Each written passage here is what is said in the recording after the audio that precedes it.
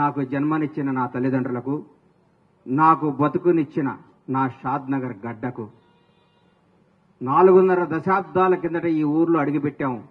మామూలు కుటుంబంగా అడుగుపెట్టిన మాకు ఈ స్థాయి, ఈ స్టేటస్, ఈ అంతస్తు ఇచ్చిన ఈ షాద్ నగర్ గడ్డ ఈ ప్రపంచంలో నాకు ఎంత ఇష్టమైన గడ్డ.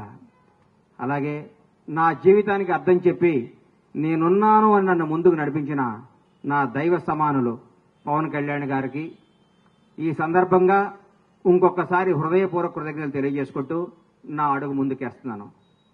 ఇది విచిత్రమో దైవ నిర్ణయమో నాకు తెలియదు.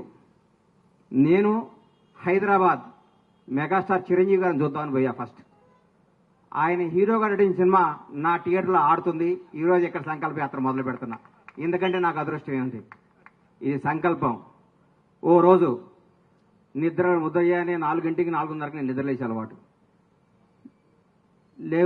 లేవంగానే నా ఫోన్ చూస్తే నంద్యాలలో చంద్రబాబు నాయుడు గారు అరెస్ట్ చేస్తున్నారు అని చెప్పారు. షాక్ అయిపోయాను. ఇదేంద్రా నాయన చంద్రబాబు గారిని అరెస్ట్ చేయటమని.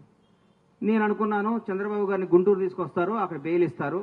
బెయిల్ ఇచ్చినాక ఒక నాయకుడు 15 ఏళ్ల పాటు ముఖ్యమంత్రిగా చేసిన మహోన్నత వ్యక్తి, 40 ఏళ్ల సుదీర్ఘ రాజకీయ జీవితం కలిగిన వ్యక్తి, ప్రపంచవ్యాప్తంగా తెలుగు వాడికి గుర్తింపు తీసుకున్న మహోన్నత శక్తి ఆయనకి ఎందుకు జరుగుద్దులే అనుకున్నాను. సాయంత్రం వరకు ఆ నిద్రాహారాలు మాని చూస్తూ ఉన్నాను. ఎప్పుడు